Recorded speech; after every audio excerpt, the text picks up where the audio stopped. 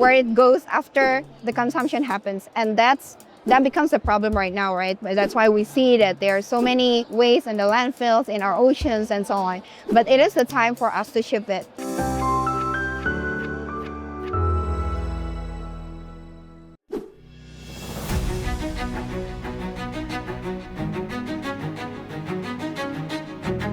Hi everyone, my name is Angeline and I'm the founder of Sirsak, and we're building the infrastructure for packaging circularity in Southeast Asia.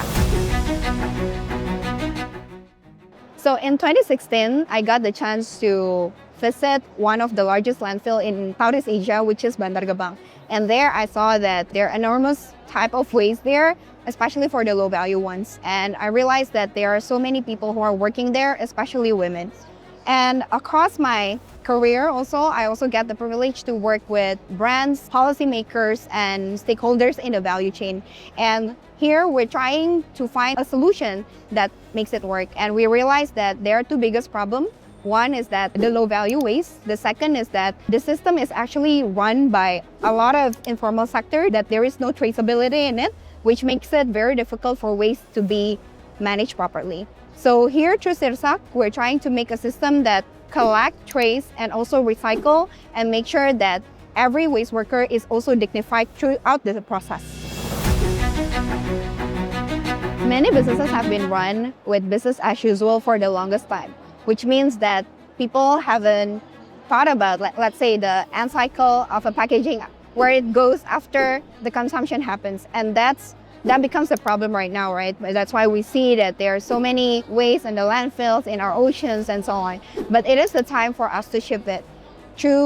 There's a push from the government, but also like from the consumer point of view. Brand also realized that their waste is actually being there in the river or in the landfill, which their brand is actually highlighted there. So there is also a push from the consumer, from the media, and so many other people. And it actually becomes a risk for brands, that a lot of brands right now is starting to transition to actually manage their packaging better. So initially, it started with compliance, with how brands can manage their waste or packaging better. But we also realized there's another value that we can unlock for brands, including the engagement points and also the understanding their consumer behavior better. So through the Sirsak app and also the Circle RPM that we have, brand can actually track their consumer behavior, including what kind of product that the consumer like, including how many percentage of their brand compared to their competitors. And this becomes a new data layer that we are creating and looking forward to work with brands.